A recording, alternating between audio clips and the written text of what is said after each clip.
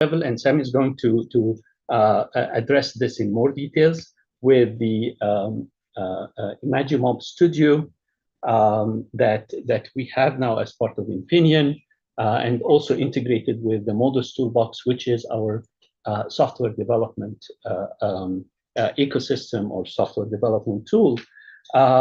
We can support bringing your own model, bringing your data, buying or providing a ready model that is fine-tuned or tuned for your application, from the data, getting the data, acquiring the data, and training the model, and selecting the model, optimization, and then the hardware-specific optimization, the deployment, and a full life cycle of maintaining the models and your deployment.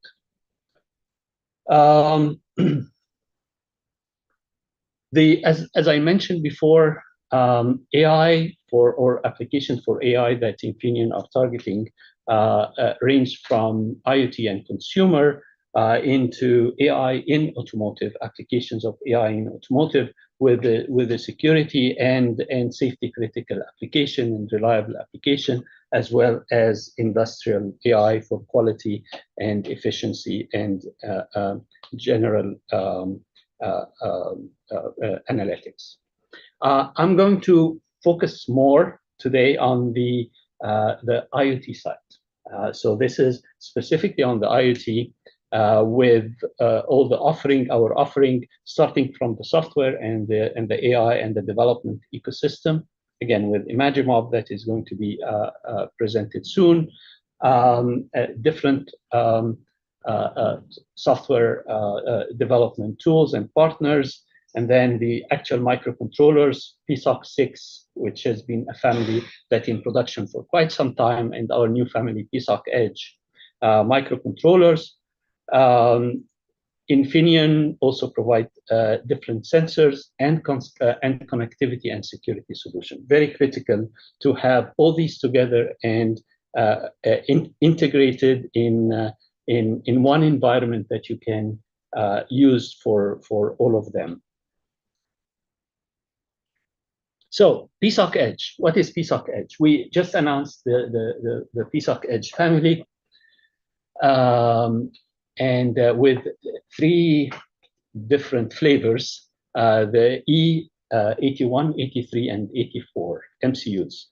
The general target are, as shown here, for smart home, for cameras, security cameras, for robotics, for human-machine interface and wearables. And there's a list here. I'm not going to read it, but for different target kind of items or use cases within each one.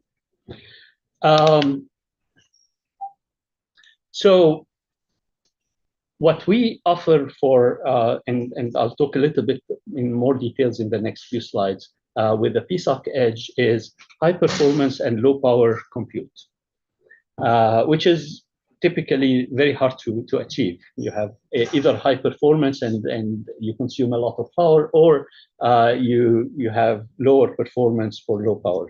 But we're trying to balance this, because at the end of the day, it is about the trade-offs that you do for your solution. Memory resources, very important within the SoC integration. Security, as I mentioned, is very important to us. And now that we have the different security standards that we support, so we have the Edge Protect technology 2 and 4. With E81, PSOC Edge E81, it is the entry-level enablement. And then the next one is that has a higher or a better and higher performance machine learning capability. Even with the 81, the E81 has machine learning capability, but the high performance one is actually with the E83, and E84 has more capability, especially on graphics and user interface. So we can see the different levels of PSOC edge from E81, E83, and E84. Yes, E84. So if we look at just a high-level comparison between them, each one has actually two Cortex-M MCUs. So all of them, they have an M33 MCU and an M55 MCU. And with the M55, the DSP associated with it for the high performance applications. We have actually two domains. One is the low power domain that is for the M33, where you can run always on applications that are battery operated or very low power, that require very low power. And then we have a high performance domain with the M55. From the edge, PSOC edge E83 and E84, then we have the Ethos U55 accelerator, machine learning accelerator for high performance machine learning applications. Associated with the M33, which is in the low power domain, there is an ultra low power machine learning accelerator that we call NN Lite. And this is so that if you are running an application then that requires a continuous monitoring, low power, very low power, always on, and you want to use some machine learning capabilities, you can run it on NN Lite. And then once you need a high performance capability, then you wake up the M55 and the U55 and run your high performance capabilities. There is also some differences in the internal memory, especially the SRAM size for the different offerings. And all of them support the some security features like the secure enclave and the edge protect category 2 and 4. In the next few slides, these are more just I'm not going to talk about the details, but these are the different blocks within each of the flavors of PSOC Edge. So this is the E81, and then with the secure enclave and system resources. When we go to the E83 for supporting computer vision applications and audio and speech, and then E84, the high end with the graphics interface. The other thing I want to talk about is, as I mentioned, is security is very critical for edge AI applications, securing the models, securing the updates, securing the data from the data stream, the entire data path from the sensors to compute all the way to actuation or sending to the cloud. So there are multiple and several security features that are offered within PSOC Edge E81, 83, and 84. Currently, we have silicon, we have development kits. They are actually available to our alpha customers or any developer who are interested to have early access. It's not yet publicly available that you can go and buy, but will be coming around next year. But if there is any interest, please contact us and you can be part of the alpha customer program. Just to summarize, and we'll come back to this with the questions. Why Infineon AI solution? First of all, it's an end-to-end solution that we provide, from the development ecosystem, the different offerings of silicon, the security, and all the different features. We also want to provide features that you can customize and apply it to your specific solution. Again, it's all about trade-off between power, performance, BOM cost, features, and so on. And reliability and safety is very critical with our applications. So hopefully we would like you to know more about the PSOC Edge. And if you are interested, please contact us to learn more. There is, of course, a lot of material and information online that you can get additional information. And with this, I'd like to turn it to Sam to continue the discussion with Imagimob as our end-to-end development ecosystem. Thank you, Monas. Yeah, so now I'll be talking about the Imagimob Studio, which is our development platform for developing machine learning models. And how I wanted to format this presentation is essentially to talk a bit about the history and why we developed a platform for you to get an understanding of what is the point of it and what value does it bring. Just trying to get control of the screen. Okay.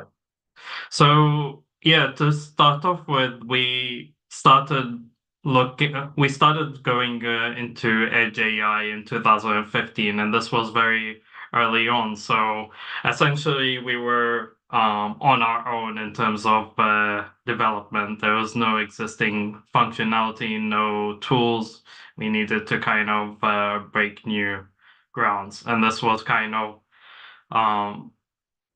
this is where we developed our platform. It's not the Imagimob Studio that we developed a couple of years later, but it was kind of the precursor to it. And here the idea was very simple. It's to make the end-to-end process easier. So looking at how we can make data collection easier, have the tools for analyzing data, being able to train our models and get the models ready for deployment, and do all of this with also having the possibility to customize and have this functionality for different kinds of customer projects. So different kinds of sensors and different kinds of use cases. And this is where we come into Imagimob Studio. So kind of the philosophy behind the studio is that it's a cyclical development process. So the idea is you can jump into the platform at any part of your journey and jump out, and also that you can go between the steps very easily and go back and forth. So again, the idea is to collect your data or import your data from your different sensors to be able to easily label and annotate this data, to have the tools and functionality for managing your large data sets, to have functionality to be able to process your data and extract different kinds of features and generate different kinds of information from it, to be able to generate different kinds of models, different kinds of machine learning models, and evaluate and select them, and finally package them and deploy them. And the idea is to kind of go from left to right, but also kind of go around and continue to improve the model until it's finally ready for deployment out in the field.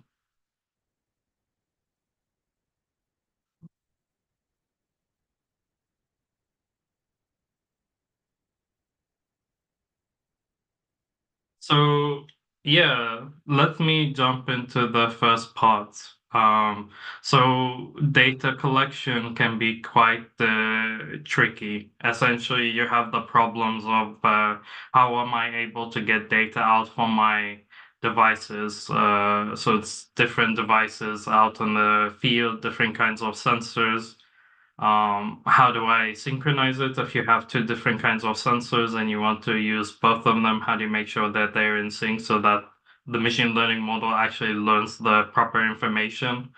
And also, how do you establish the ground truth and labeling?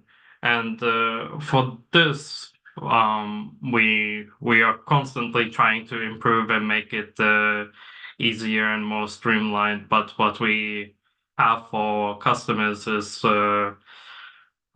this new graphical interface that I will show a bit more later, but it's the ability to add your hardware as a component into the studio. So you can represent your different hardware as just kind of a block and be able to add a visualization node to one of those.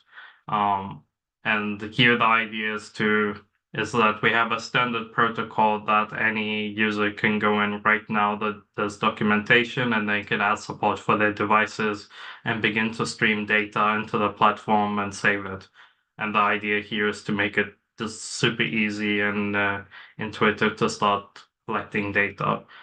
And then the other functionalities, being able to add video files alongside your data, which gives you a really intricate understanding of what's going on in your system. So, for example, in the past, let's say doing a complex application like fall detection, it's about being able to look at your data and seeing how does the system react in different parts of the fall, like what happens before you fall, what happens during the fall, and then what happens after the fall. And all of this gives you information on how you can improve your machine learning model.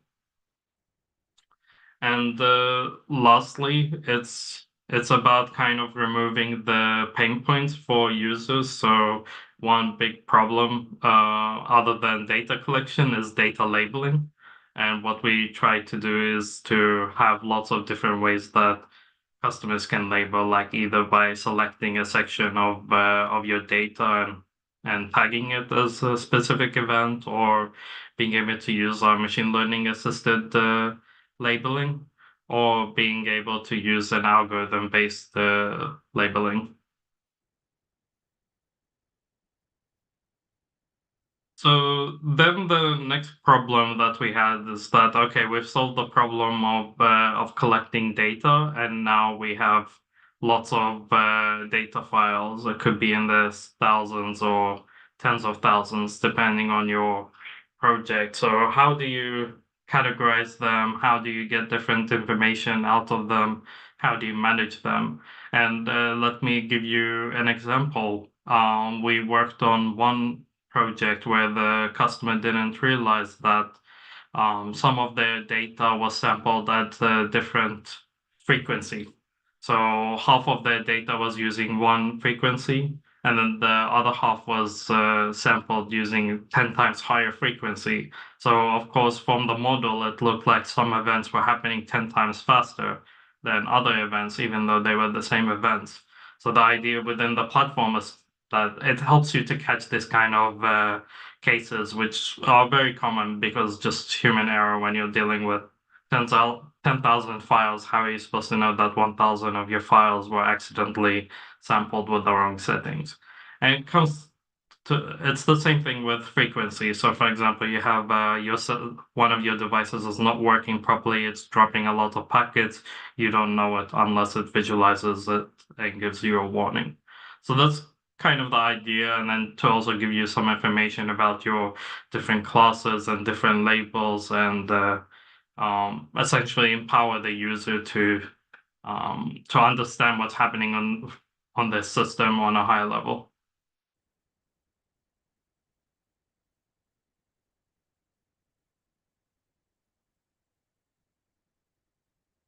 Just wait until it goes to the next slide. Yeah.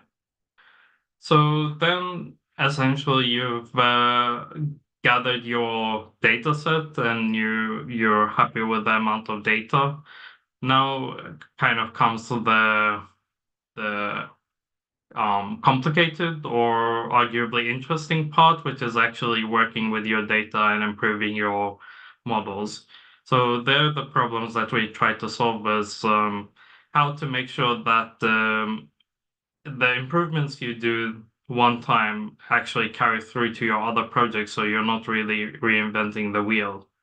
And the idea is here kind of the concept of a library. So within the platform, you have a library of different layers that you can continuously expand. So we ship the platform with the specific set of library, but it's possible for the user themselves to create their own private library that they can import into the platform and have their own special functionality.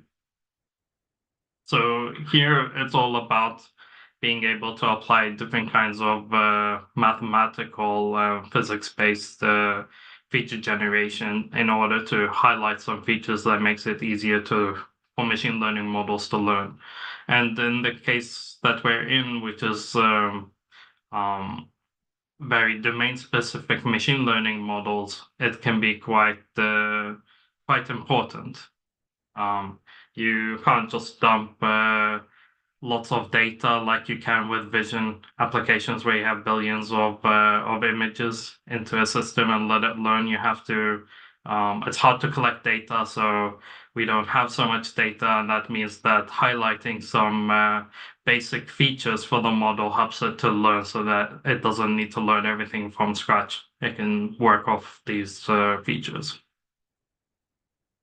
And then lastly, the idea is to allow people without machine learning experience to be able to generate models by just having a simple interface and selecting some options from the drop-down menu and from the different tabs and generating something that's good and that's based on our experience of which kind of models perform well.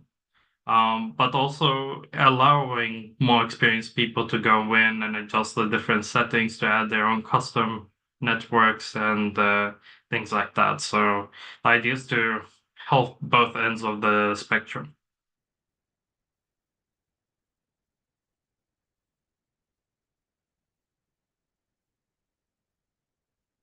Um,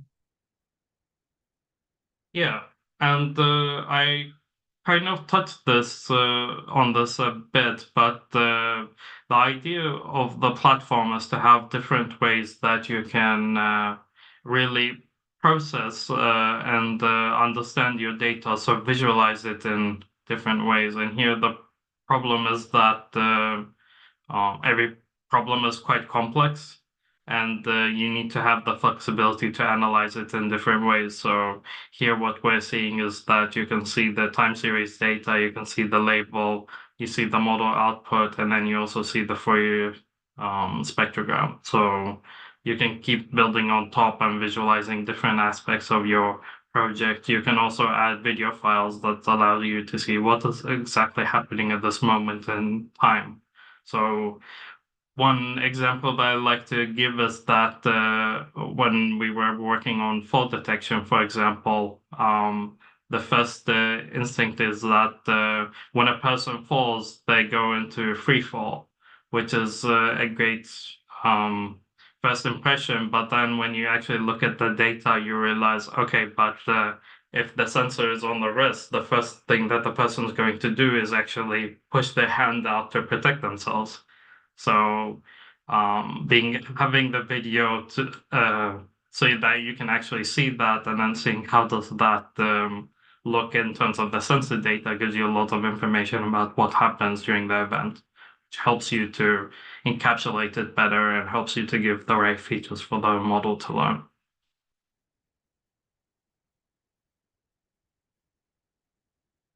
And then the next thing is that, okay, you have a trained model, you have analyzed it, you have made sure that it works correctly. What's the next steps? So the problem here is that It's two primary things. Like one is that you don't want to go through the whole hassle of translating your model to the edge. Like you don't want to have it be a long process. You want to focus on making sure that the model works well rather than focus half of your efforts on how to get it onto your devices.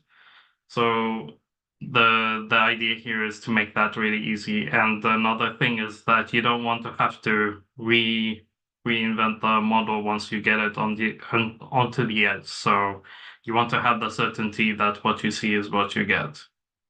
And kind of starting from the way down, that's something that's now possible with the graphical interface. So what I showed earlier is being able to collect data, but when you have a live stream of data, you can actually pass it through the model and then actually visualize the output. So this lets you test your model in real time and see what happens on the different kinds of systems. So when your model is working perfectly fine, then this information might not be so valuable. But if you're doing your alpha testing and then you have a false positive or false negative in the system, the first question you're going to have is why did this happen? And by being able to analyze that, you can look at different aspects and conclude why this happened, but also you can save these recordings and then include them back in the training so that you can ensure it doesn't happen again.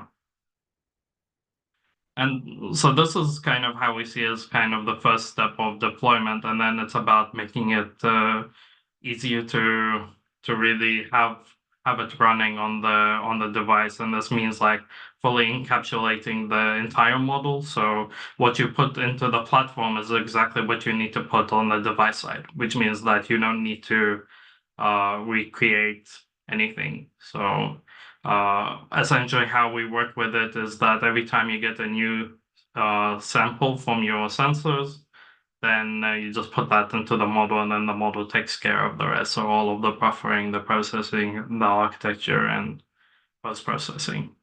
And then the idea is to give the user a simple API, have data in and have data out. And then everything is encapsulated inside. And then, of course, it's about being able to target different devices. So here I have the shown screenshot of the PSOC 6.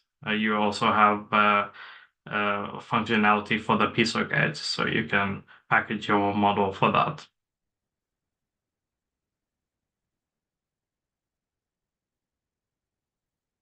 So yeah, essentially what I want to say is that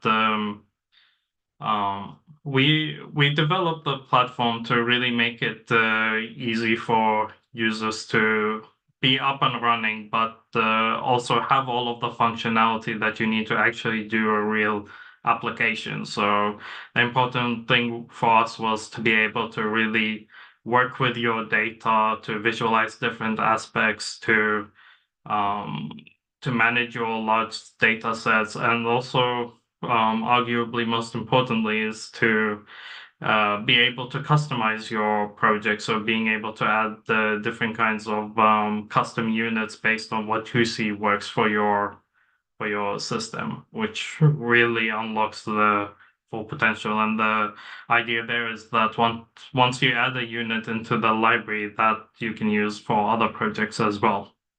And that's, for example, what we do inside the team. So we work with different kinds of processing, and then when we see that something works, we ship it out to the public.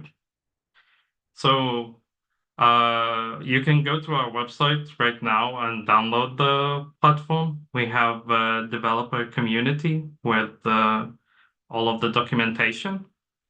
And we also now have a forum on the Infineon page, so you can go there and ask questions if you have questions.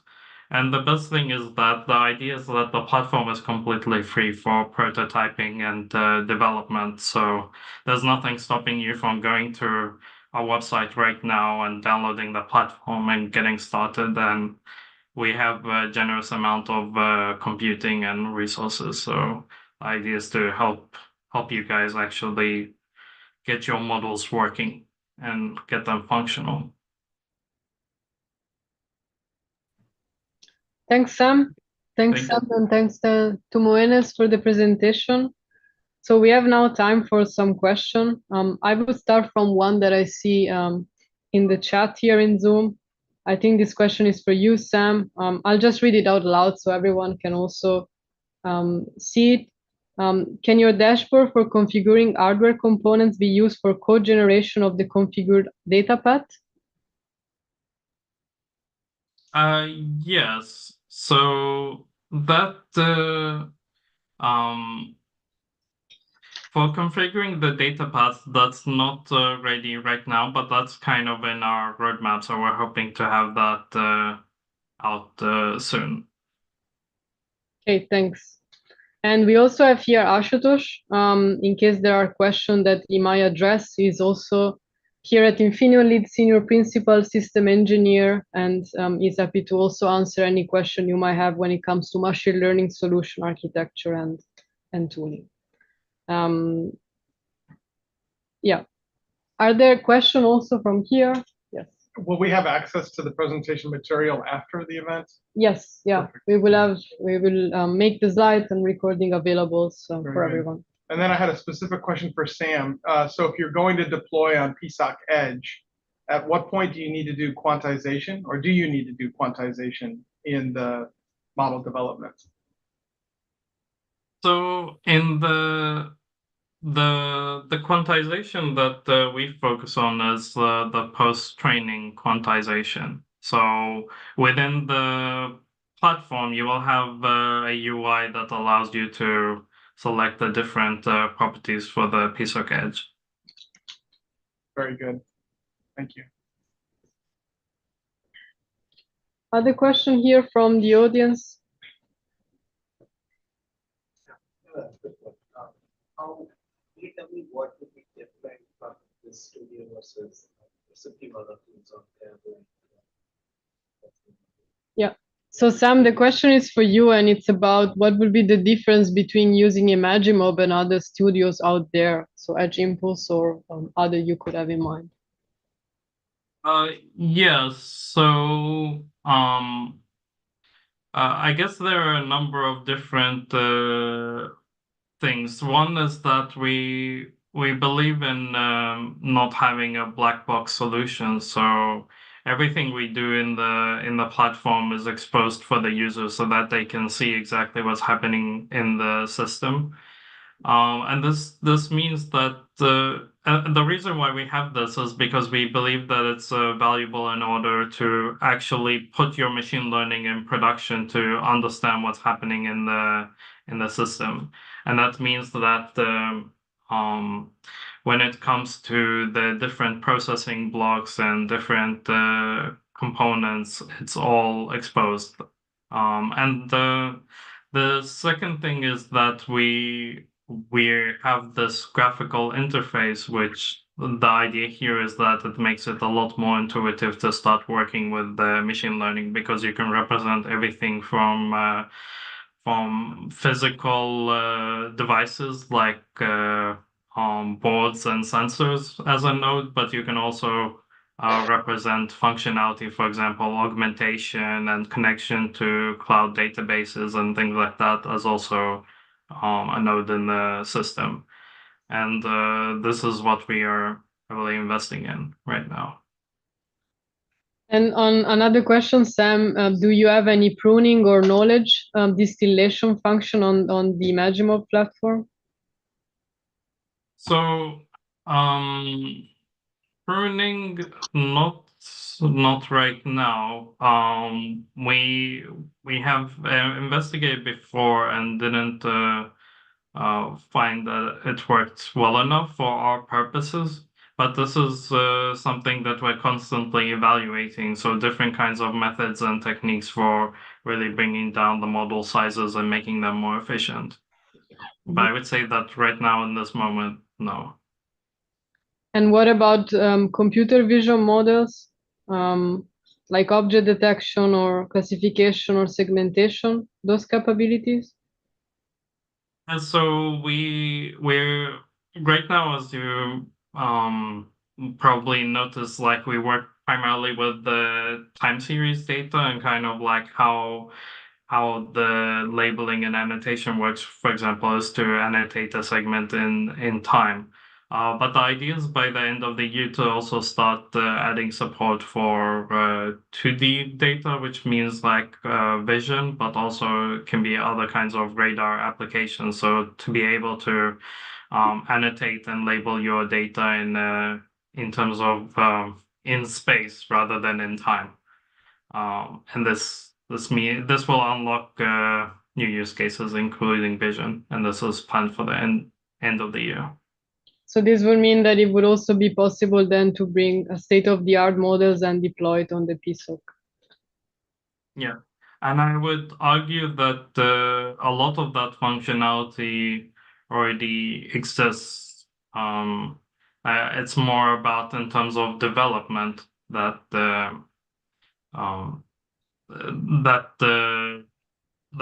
more functionality is needed in our platform. So if you're curious about deploying vision models right now, then please talk to us and we can see if we can get you up and running. Okay. And what about dealing with the accuracy degradation, post-training quantization?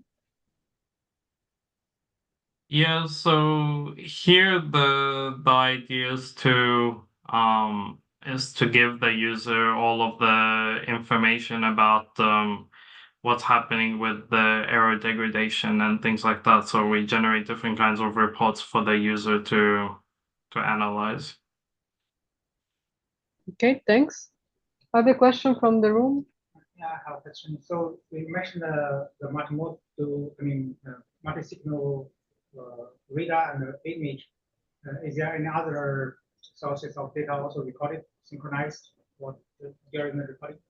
I'm not sure if you heard the question, Sam. Maybe you could come Yeah, on.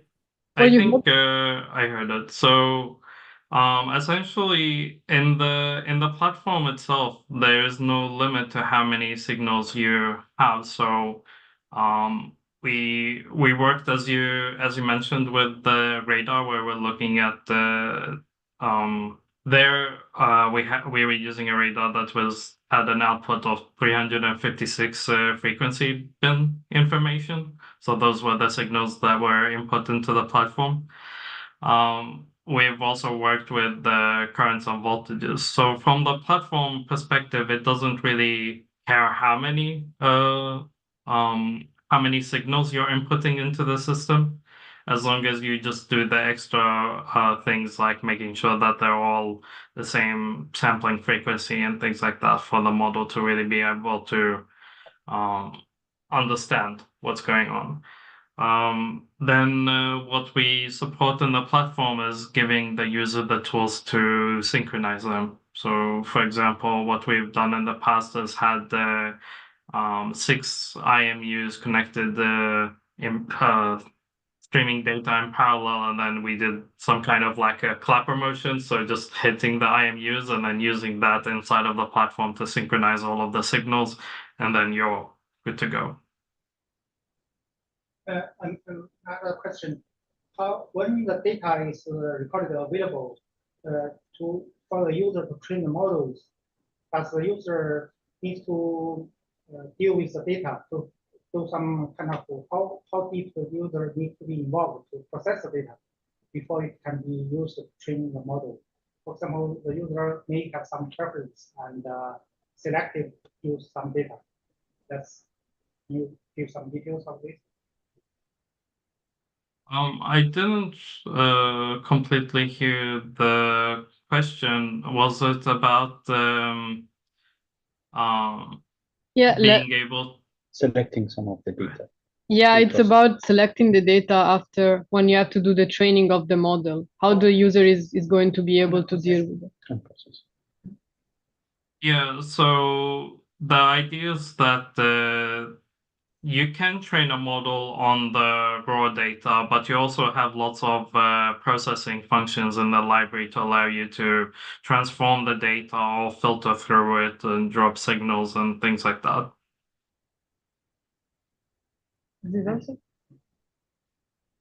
Other question here from the audience? There is one. But it's not about that. So like especially in computer vision, like what is like the time to like make data prep and all that stuff and train the model, and then how long does it like stay in use? What I'm like seeing these days is like the model training doesn't take much time, but like mostly the labeling the data takes most of the time. And then at this like if your model stays like used for a long time, you can like spend all the time. But over the period of time, I see that it doesn't stay that long. So mostly we're just training new models. So what is your opinion on Maybe I like, how long does it take to like make a model and train the model versus how long does it like stay in use before you have to do something? Yeah, let me maybe first repeat the question for the audience, and then hopefully also Ashutosh can answer. But the question is related to, okay, normally we say that most part of the training of the time is consumed by training, but what about, for example, data labeling and those other steps of the ML lifecycle, which are also time consuming? What are your thoughts on that? Not sure if you, Sam, or Ashutosh want to answer. Maybe Ashutosh, if you answer, if you want to come close to the microphone, that would be easier. Actually, I think it was also specific to computer vision. Yeah, for computer vision yeah, application, so, exactly. Yeah. Ashutosh. Right. So from the like a lot of applications we have seen on the like sensors and speech and audio side, the frequency to where the model drift or data drift, that model comes back, has not been, I would say, prohibitive, right? There are use cases where you do see some things come out. I mean, your devices are brought back. And it's not something that is, I would say, out of ordinary that used to happen before, right? This phenomena existed there. So in general, from the, I would say, robustness perspective, right, the models are pretty robust. They are able to learn. There is always going to be model drift and data drift that's going to exist, but that's not just necessarily applicable to neural network. And there are techniques that are utilized before we ship out the products to make sure that the solution is trustworthy, right? And we can go into a bit more of that. Now, specific to computer vision, I agree that a lot of work goes on to data preparation, right? And any solution, either in the computer vision or speech and audio or sensors, the key is to create that robust solution. So if the chances of how long is the shelf life, right, depends on how comprehensively sort of the model is trained. One of the things that's actually different in computer vision as opposed to, I would say, speech and audio is the background training is very tricky in the computer vision. Even if I have to train 5 objects or 10 objects or 20 objects, the background can vary a lot, right?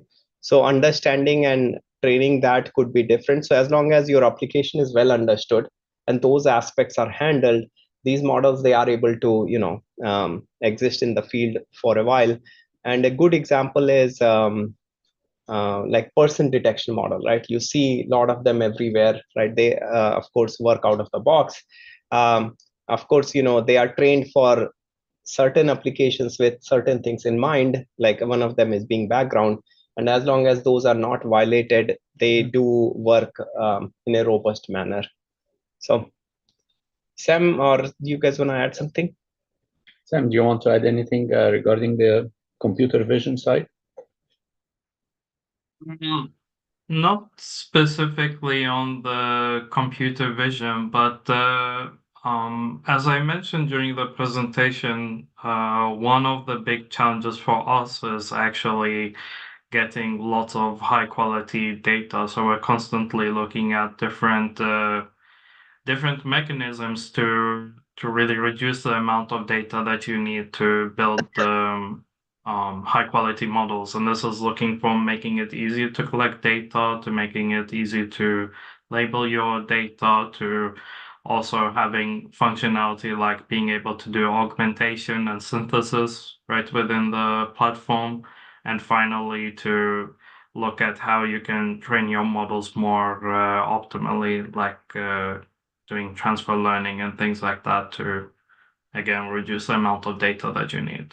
So we're kind of taking a holistic view and trying to do something at every single part of the process to kind of make it easier in general. I have somewhat related question. When you talk about computer vision and background, one of the big problem that usually happens is daytime data versus nighttime data. Have you seen challenges in that field, and how do you solve them? I mean, the general again, the common technique is augmentation, right? Where you have to address and you do need to understand your application, but a lot of that is addressed through augmentation, and both from the background perspective, but also from the lighting perspective. So that is something that has to be done exhaustively. And analogous example on the voice or the sensor side is you need to understand what kind of disturbances are going to play in the speech and audio, like the background noise or the reverberation that comes into play. You need to understand on the image side. Also, the lighting is some of the things that affects.